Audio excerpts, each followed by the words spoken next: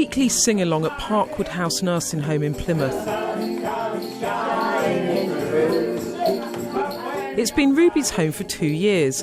Now 93 years old, she needs round-the-clock care, and her son Barry couldn't manage it alone, but he visits her every day.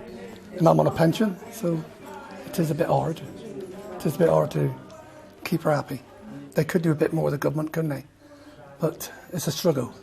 It is a struggle. We find it hard, but I wouldn't mind paying extra if it had to. Ruby's care home place is paid for through her state pension, money from the council, plus a £60 monthly top-up from Barry. But homes like these are running on a knife edge as Plymouth Council struggles to cope with the rising cost of an ageing population and central government cuts. It wouldn't take that much to push a provider over the edge. So if you had a bad run, a difficult run, and you had a lot of things that went wrong in the building, for example, you could be facing a situation where there is a real cash crisis all of a sudden. Problems for the Conservative-led council in Plymouth, the local Tory MP is prepared to turn it into a problem for his Prime Minister too if she doesn't show she's been listening when next week's budget's delivered. I was disappointed, certainly in the autumn statement, that nothing came out of that. I think if nothing comes out of the March budget, you're going to see a group of us, I think, exerting a significant amount of pressure around social care. This picturesque marginal constituency on the south coast is beset by inequality, with affluent neighbourhoods sitting alongside some of the most deprived in the country. Over 40% of the council's £183 million a year budget is already spent on social care.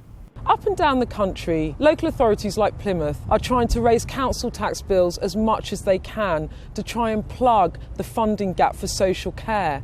But this is a system at crisis point, and the answer can't come from places like here. It has to come from Westminster.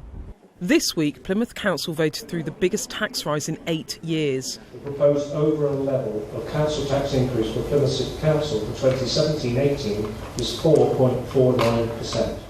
This Conservative councillor says she's done all she can. At the moment, we really are at tipping point. We can't sustain it in the system that we've got now. We do need to look at it.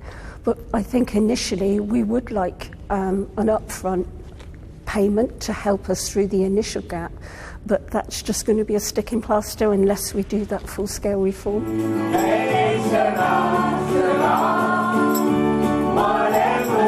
With warnings of a £2.6 billion black hole in social care funding by 2020, expectations are now growing that Theresa May will promise more money in the budget to deal with that funding squeeze.